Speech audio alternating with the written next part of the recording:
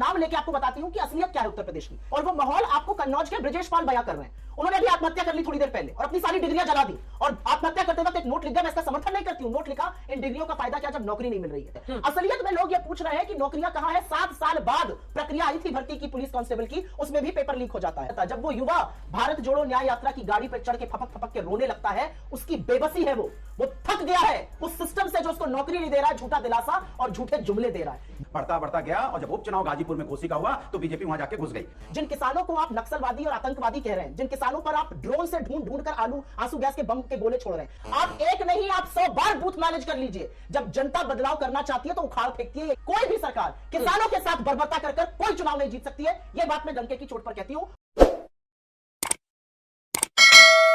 आप लोग बार बार समझा रहे थे, बता रहे थे कि नहीं आएंगे दोनों लड़के साथ, लेकिन अब तो सीट शेयरिंग हो गई है और इंडिया गठबंधन जिस ध्येय के साथ शुरू किया गया था सुधांशु जी, उस मकाम तक वो पहुंच गए हैं। 17 सीटों पर कांग्रेस पार्टी लड़ रही है और 63 पर समाजवादी पार्टी। आपको नहीं लगता है कि जो एंटी बीजेपी वोट्स है वो कंसोलिडेट होंगे, वो एक मुश्त उनकी तरफ जाएंगे, बटेंगे नहीं अब इन दोनों के बीच में? देखिए, अभी आप जो विश्लेषण बता रही थी सीट दर सीट, तो आपने सभी पार्टियों का बताया कौन कहां बन रहा, कौन नंबर 2, मगर इसमें एक लाइन बहुत स्पष्ट है। गाजियाबाद से गाजीपुर तक पूरे उत्तर प्रदेश में एक ही पार्टी है जो या तो जीती है या नंबर 2 रही है हर सीट पर। बाकी सबके लिए ये सीट है और वो सीट है। तो एक बात बहुत स्पष्ट है कि उत्तर प्रदेश में एक और बात आप देखिए, हम 42-43% वोट 2014 में पाए, हम 2019 में 49% के आसपास पहुंचे, 50 के नजदीक पहुंचे। अब हमारा लक्ष्य 50 के ऊपर जाना है और यह बात बहुत स्पष्ट रूप से माननीय प्रधानमंत्री जी ने, राष्ट्रीय अध्यक्ष जी ने, गृह मंत्री जी ने, सभी ने बात कही है। तो हमारा इससे कोई प्रभाव नहीं पड़ता कि कौन क्या सोच रहा है सीटों पर। ये पुराने जमाने की बातें हो गई कि वो समीकरण बना लेंगे, इक्वेशन बना लेंगे, जात का इक्वेशन बना लेंगे और ऊपर एक 2-4 बयान दे देंगे, उससे जीत जाएंगे। नहीं साहब, धरातल पे काम करना पड़ता है। पहले नेतृत्व होना चाहिए जिस पे जनता का विश्वास हो, फिर पारदर्शिता से के साथ प्रभावी शासन होना चाहिए, फिर संगठन पे काम करने वाला नेतृत्व होना चाहिए, कार्यकर्ता होना चाहिए। देखिए अखिलेश जी, मैं एक बात कह दूं दोनों के गठबंधन पर, सिर्फ एक ही बात सोचिए, समाजवादी पार्टी ने गठबंधन कर लिया कांग्रेस से, जबकि चंद दिनों पहले की बात है कि वो उनको अखिलेश वखिलेश की संज्ञा दे रहे थे, वो उनको चालू की संज्ञा दे रहे थे। तो आप समझ सकती हैं लाचारी और बेबसी कितनी रही होगी। तो इससे आप समझ सकती हैं कि ये जितने भी परमुटेशन कॉम्बिनेशन बना ले, पर रियल में धरातल पे काम करने और नेतृत्व के प्रभाव और लोकप्रियता के आधार पर विजय मिलती है। सुप्रिया जी, आपके लिए क्या नरेंद्र मोदी की पॉपुलैरिटी, उनकी लोकप्रियता सबसे बड़ी चुनौती नहीं रहेगी? और कौन सी जादू की छड़ी होगी कि इस बार कमाल हो जाएगा? क्योंकि अगर वो 62-71 लाते रहे हैं और इस बार राममय, वो बार बार कहते हैं कि यूपी के लोग हैं और सारे के सारे उधर वोट देंगे, और लड़ाई कभी भी आमने सामने की नहीं हो पाएगी क्योंकि बीएसपी को आप लोग नहीं शामिल कर पाए, तो लड़ाई त्रिकोणीय ही रहेगी।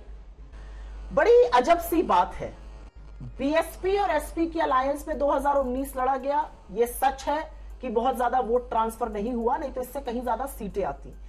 केमिस्ट्री जो है वो एसपी और आईएनसी के फेवर में है। 22 सीटें उत्तर प्रदेश में ऐसी हैं जिनका आपने भी विवरण किया था। उसके अलावा 22 सीटें उत्तर प्रदेश में भाजपा की ऐसी हैं जो 50,000 से 1 लाख के बहुमत में उन्होंने जीती है। और उत्तर प्रदेश की लोकसभा इतनी बड़ी है कि 18 से 22, 24 लाख के मत है वहां पर। तो उसमें 50,000 से 1 लाख की जीत, जैसा कि मैं कहना चाह रही हूं, बहुत बड़ी बात नहीं होती है। लेकिन अगर उसको भी आप देख लीजिए, मछली शहर में 181 वोट से भाजपा जीती थी, कोई बात नहीं।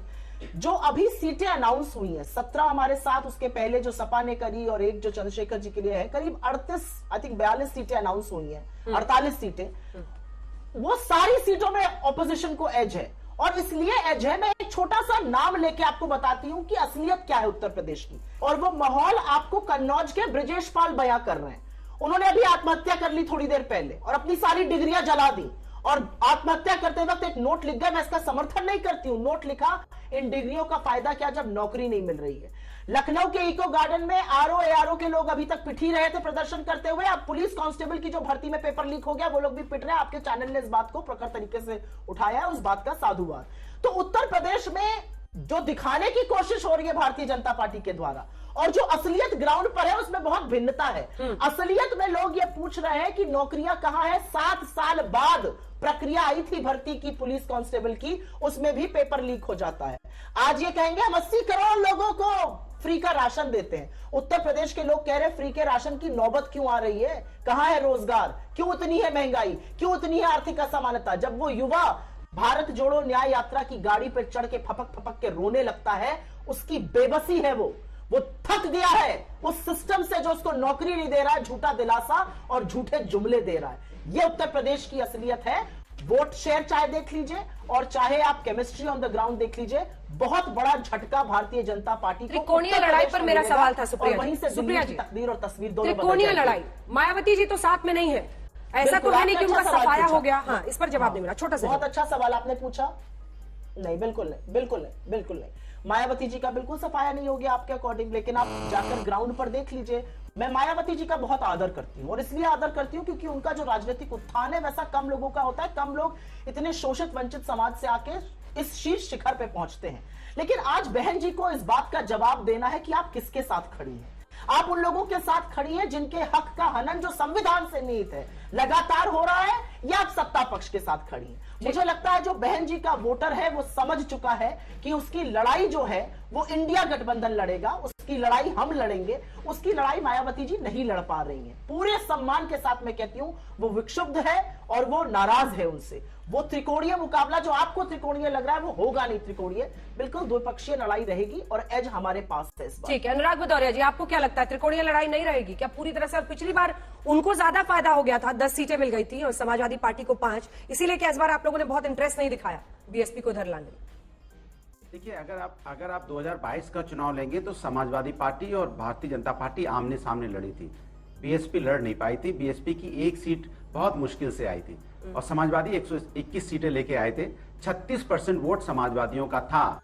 और गाजीपुर जो कह रहे हैं गाजीपुर से गाजियाबाद से गाजीपुर, तो गाजियाबाद से जब गाजीपुर की तरफ चलोगे तो समाजवादी का वोट परसेंट बढ़ता बढ़ता गया और जब उपचुनाव गाजीपुर में घोसी का हुआ तो बीजेपी वहां जाके घुस गई और बीजेपी का वोट परसेंट वहां पे 50 की बात करें 30%। समाजवादी 45,000 वोट से बाई इलेक्शन जीती है अभी हाल में, अभी 4-5 महीने भी नहीं हुए हैं और वोट परसेंट वहां 60% के करीब पहुंच गया था। इसको कैसे ये भूल जाएंगे? दूसरी बात, ये बार बार इस बात पे जोर मार रहे हैं कि कांग्रेस में और समाजवादियों में किस तरह की बातों की बात हुई थी। तो भैया आपको तो याद नहीं है नीतीश जी के बारे में आपने क्या क्या कहा था।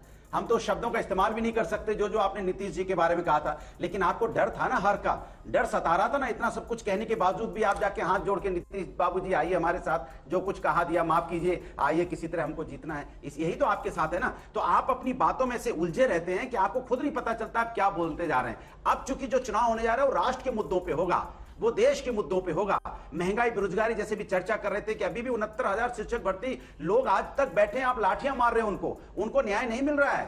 पुलिस जैसा कहा कि पुलिस की भर्ती निकाली गई सालों बाद, उसके बाद पेपर लीक। सोचो एक बच्चा पूरी साल तैयारी करता है तो कम से कम 2 लाख रुपए खर्च होते हैं और बच्चा गांव का होता है और गांव से पैसा लेके आता है, खेत बेच के आता है, साल भर तैयारी के बाद में पता चलता है पेपर लीक हो गया। तो क्या यूपी के लड़के आपको माफ करेंगे? अभी चुनाव आने वाला है, इसलिए मैं बहुत लाइटर नोट में कहते हैं जब यूपी के आप कहते हैं ना कि अब कौन बात के डर बा जब यूपी के लड़कन साथ बा। पूरे यूपी के लड़के साथ खड़े हैं, वो अच्छा। हमारे साथ कांग्रेस, हमारे इंडिया गठबंधन के साथ हैं। डिंपल जी कहां से लड़ रही हैं? साथ न्याय नहीं किया आपने, महिलाओं के साथ हमने सुना डिंपल जी को इस बार मैनपुरी से, डिंपल जी इस बार मैनपुरी से लड़ सकती है। आप चुप मार के बैठे थे। अनुराग जी, डिंपल जी इस बार मैनपुरी से लड़ सकती है? बिल्कुल लड़ क्या सकती, लड़ेंगी।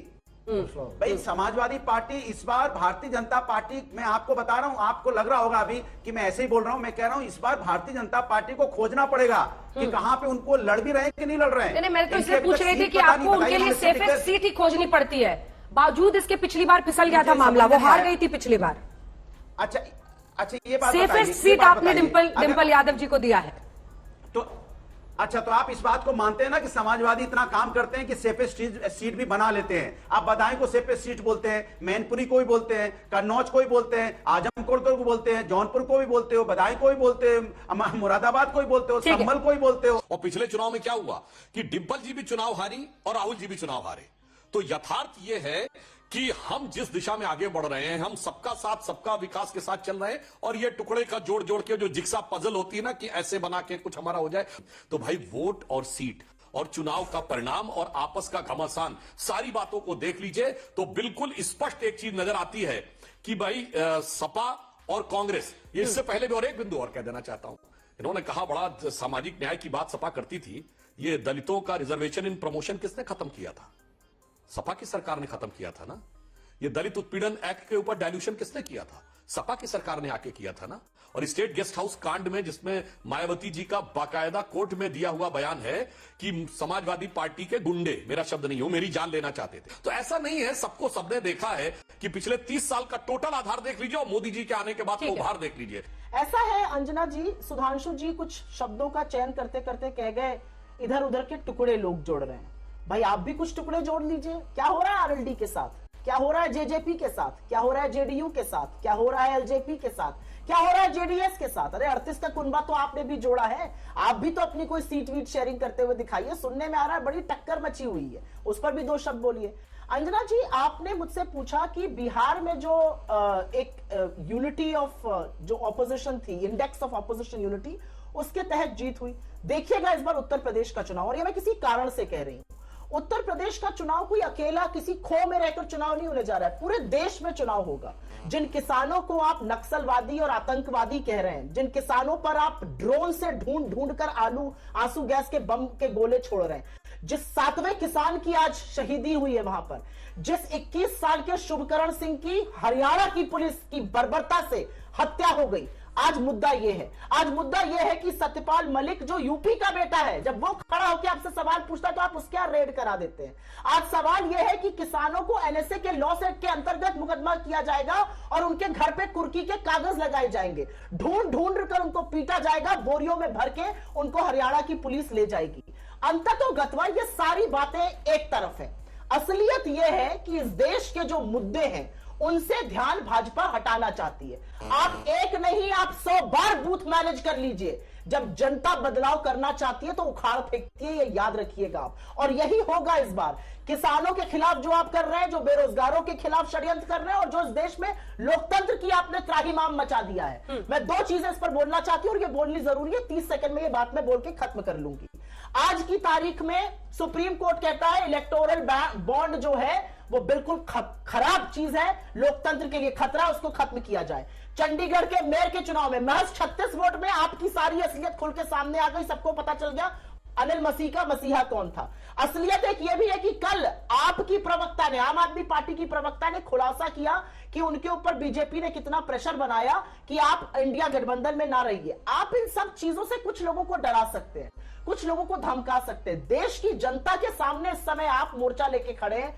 कोई भी सरकार किसानों के साथ बर्बरता कर कोई चुनाव नहीं जीत सकती है, यह बात मैं डंके की चोट पर कहती हूं। और इसके लिए आप मुझे जरूर 2024 के चुनाव के बाद बुलाइएगा और इस स्टूडियो में लताड़िएगा। कोई भी सरकार किसानों के खिलाफ षड्यंत्र रच के नहीं जीत सकती। अमेठी से राहुल गांधी लड़ेंगे या नहीं सुप्रिया जी? खबर ये आ रही है कि रायबरेली सेफर सीट जो है राहुल गांधी को दी जा सकती है और प्रियंका जी लड़ सकती हैं अमेठी से।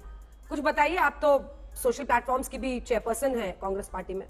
मैं बिल्कुल सोशल प्लेटफॉर्म्स की चेयरपर्सन हूं, लेकिन मुझे नहीं लगता कि मेरी ये हैसियत या ये वो है कि मैं उन लोगों से पूछूं आप कहां से लड़ रहे हैं। मुझे लगता है कि ये नेतृत्व, ये खड़गे जी का डिसीजन होगा, ये राहुल जी का डिसीजन होगा, ये प्रियंका जी का डिसीजन होगा। कांग्रेस प्रेसिडेंट को और राहुल जी को जो ठीक लगेगा वो जरूर करेंगे। मैं एक बात लेकिन आपको वाउच करके कह सकती हूँ 20 सेकेंड में, जिन 7 दिनों में चंदौली से लेके वाराणसी और उसके बाद प्रयागराज, प्रतापगढ़, लखनऊ, रायबरेली, अमेठी, कानपुर में जो मैंने देखा वो अभूतपूर्व था और उससे सरकार हिली हुई है और उसके चलते मुझे लगता है बड़ा बदलाव होने वाला है। शाबाश बेटा, बहुत बढ़िया।